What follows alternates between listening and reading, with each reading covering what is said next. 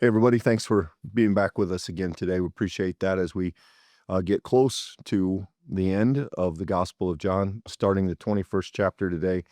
Um, a long story will probably take a couple days to unpack it, but I'm going to read the first half or so of it through about verse 8. Then we'll come back and unpack it. After these things, Jesus showed himself again to the disciples by the Sea of Tiberias, and he showed himself in this way. Gathered there together were Simon Peter, Thomas called the twin, Nathanael of Cana in Galilee, the sons of Zebedee, and two other disciples. Simon Peter said to them, "I'm going fishing." They said, "We'll go with you." They went out and got in the boat, but that night they caught nothing. Just after daybreak, Jesus stood on the beach, but the disciples did not know it was Jesus. Jesus said to them, "Children, you have no fish, have you?" They answered, "No." He said to them, "Cast the net to the right side of the boat, and you will find some." So they cast it, and now they were not able to haul it in because there were so many fish. The disciple whom Jesus loved said to Peter, "It is the Lord." When Simon Peter heard this, that it was the Lord, he put on some clothes, for he was naked, and he jumped into the sea. But the other disciples came in the boat, dragging the net full of fish, for they were not far from the land, only 100 yards off. One thing as we get into this chapter, a couple of things. The first is sort of a historical question. Many Bible scholars make the case that chapter 21 feels like an addition. We mentioned this yesterday as we got to the end of chapter 20, which does kind of feel like an ending.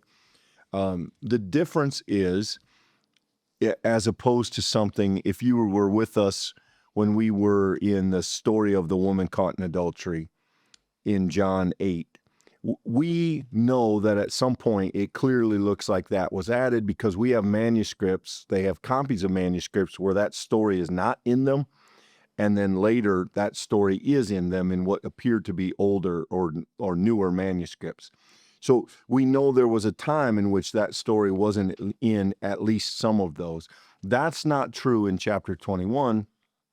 Chapter 21 is in all the oldest manuscripts we have, but there are some who believe that before that, or if we could go back further than we can, we would find that maybe the book originally ended at the end of chapter 20.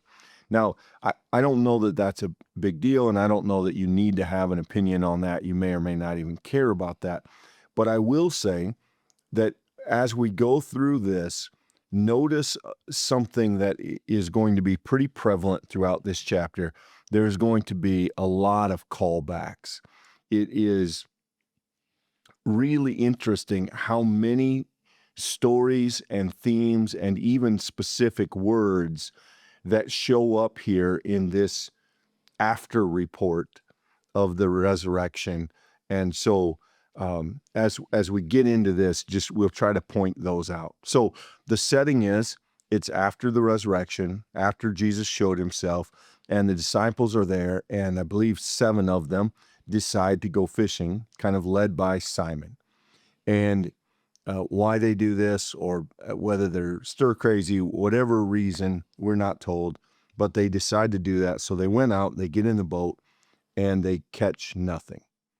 Now, here's one of the first callbacks. Just after daybreak. When was the last time we were told it was very early in the morning?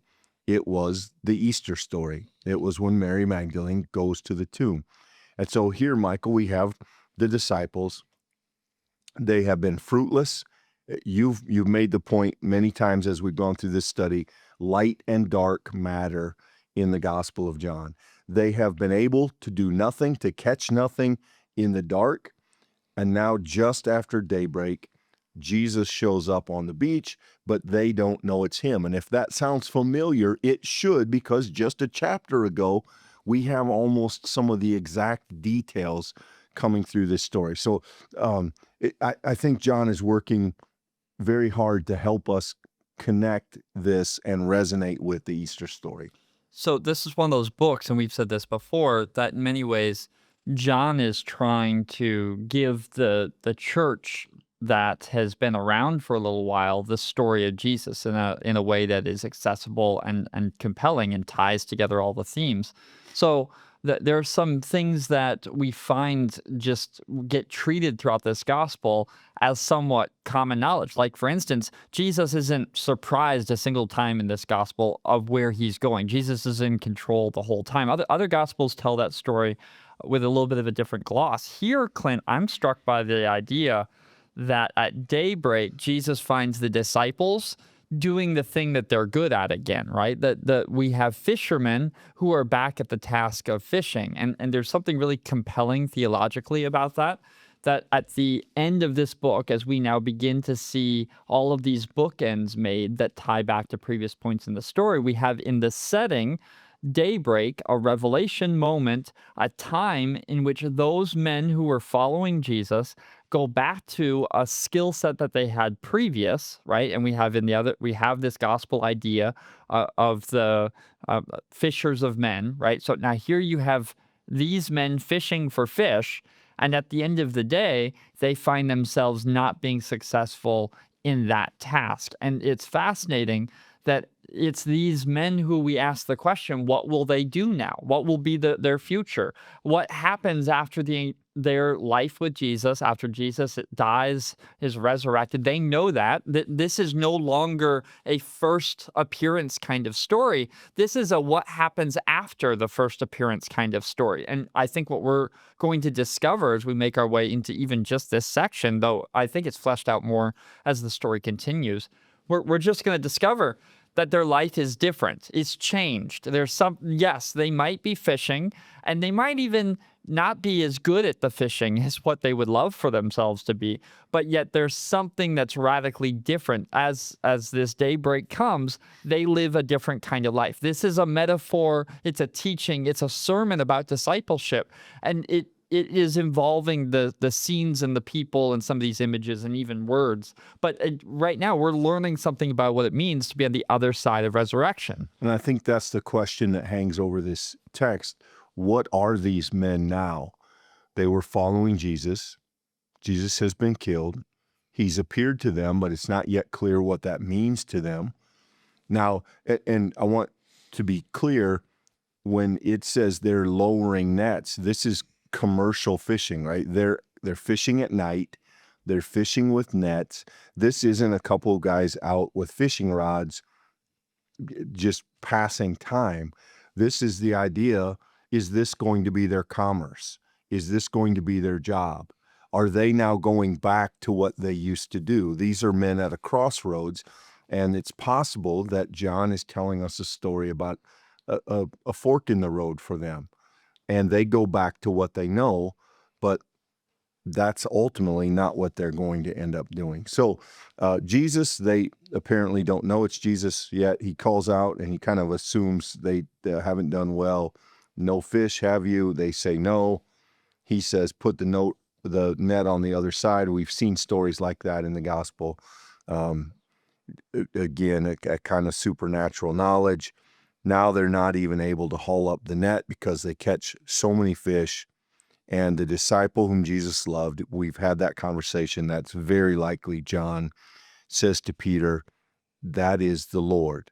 So they recognize Jesus in his counsel to them, in the results. And though they don't seem to recognize him personally, maybe because of the distance, maybe some other reason, here in his actions, he's proven to be the Lord again. We've seen this throughout the Gospel of John. And when Simon Peter heard it was the Lord, he put on some clothes, for he was naked, and he jumped into the sea. That's a strange verse.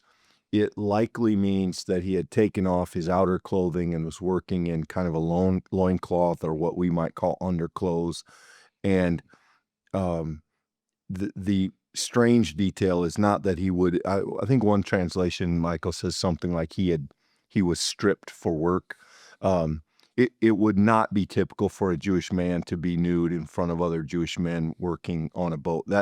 That's very unlikely. It probably does have to do with some underclothing. But the curious detail is that he put on his clothes and jumped into the sea. And nobody knows exactly what to do with that. One school of thought is that it was a sign of respect that now knowing this was Jesus. Another idea is that he wants to have his clothes with him, and they make it harder to swim, so he wears them. And I think the most allegorical, but maybe the most interesting, is that when he sees Jesus on the shore, he realizes he's no longer a fisherman, that he takes his possession with him and he leaves the boat, symbolic of leaving that life behind. Now, again, that's reading between lines of the text pretty hard. I don't know that it says that explicitly. That's maybe more of a preaching point than an actual point in the text, but I think it's an interesting idea that some people have put out there. And Peter gets there first, again, impetuous, run ahead, and then the other disciples come in the boat, dragging the net full of fish, for they weren't that far off, only about 100 yards. And this sets up, I'd say a lot of the power of this story is in the back part of it, the second half, but this sets up the story pretty well. There's some really great lines being walked here in the writing and telling of this story, Clint, because we do have this relationship that happens between the disciple whom Jesus loved, verse 7. We've talked about that. It's likely John, the writer of this book. Isn't it fascinating? He is the first one to recognize Jesus for who he is, right? And yet gives 100% credit for Peter being the guy jumping in the water, swimming back to shore. And yet, yes, you have this idea Peter puts on his clothes, he goes back. Notice what else is there, though. He leaves behind a miraculous catch of fish that they have to drag back. It's not just that he's leaving behind the possibility of a career. He's leaving behind an absolute avalanche of resources that they just caught. And the point here, I think, is fascinating, that on one hand, you have John, who is not going to give Peter credit for seeing Jesus for who he is right off the bat, but is going to give him credit for jumping in the water first and leaving everything behind that he can get to the shore to be with the Lord, right? But then on the flip side, you're going to see how that plays on as the story goes. And you're going to see that there's going to be more details between Jesus and Peter. Then there's going to be more details between Jesus and the disciple that Jesus loved. There is some relational connections being resolved here because there's some leadership conversation being passed on here. But Peter is a leader of the early church, looked up to and respected and turned to for advice and counsel as the church begins to be a body that represents Jesus Christ in the world. And when Jesus ascends, it is only going to be these men who are experimenting on the edge of what are we going to do with our lives again on the other side of this. And they're navigating that crossroads. And ultimately and eventually, they are going to very clearly have chosen that they're going to be servants. They're going to be the people who represent Jesus's teaching. They're going to pass it on to the next generation. They're going to be baton givers in that way. And I think what's fascinating about a story like this is it's a little bit historical. It's a little bit Jesus comes back and it puts all of us at a crossroads of asking, so then what is the case for all of us? And also there's a kind of leadership set up in this. So then here are the people who we turn to in the earliest generation of Christians to be faithful interpreters and guides of what Jesus taught and did. There's a lot of things, I think, sort of bundled into this thing while also combining these details that we've already had in the story. The moments, the power of water, right? We have Jesus who turned water into wine. You've got miracle stories that happen at the well where Jesus has this information. There's a lot of moments in which water has significance in the story writ large. It makes clear sense that you have a scene set with fishermen on water, Jesus knowing about the fish, the choice between the money represented in that net versus the calling to be fishers of men. All of this is in play in this gospel. And I think however you want to put the emphasis is fine. I just think you have to allow that John's doing a lot with few words here. Yeah, I would even argue there's some foreshadowing in the text, the idea that when you fish on your own, it's largely unsuccessful. When you fish following Jesus' instructions, it's fruitful. And where is that going to go? That's going to go into evangelism. That's going to go into working in the church, spreading the good news, that when one is guided by Jesus, one bears fruit, one catches fish, one catches people, and one brings them also to the Christ. And so I think John is, there's a lot going on here. I think this is a really well-crafted story. We're only about maybe a third of the way through it. Well, maybe depending on how you look at the last part. But hope you could join us tomorrow. We'll continue through. We'll look at the conclusion of this story. There are some really interesting things that are about to happen. This is one of those stories, Clint, just by way of conclusion. This is a story that we teach our kids. I think it's very hard to teach what is actually happening in this story. I think there's an element that you could read this story and think it's all about the miraculous catch of fish, which it's certainly, that's the miracle at play here. But I think John doesn't think or want us to be surprised by, wow, they caught so many fish. I think we're supposed to see this is a pivotal moment of revelation, and there's this mysterious, unexplainable what's next for the people who follow Jesus that's happening under the surface. It's one of those amazing stories that might appear to just be a simple, hey, look, this is miraculous, and it is actually far, far deeper than what meets the eye initially. Well, there's some strangeness to it. You have some, but not all of the disciples. You have Jesus, who they do or don't recognize. You have the idea of fish. You have the idea of Peter swimming in his clothes and running to stand in front of Jesus while the other disciples do the work. There's just, this is one of those stories that functions on a lot of levels. On the surface, it's an interesting story, but I think it is so well crafted by John that as you start digging in, you think, wow, well, he really got a lot of stuff in here. Yeah, I think that's only more true tomorrow. That's well said. Join us tomorrow. Love to see you then. Thanks for being with us today. Thanks, everybody.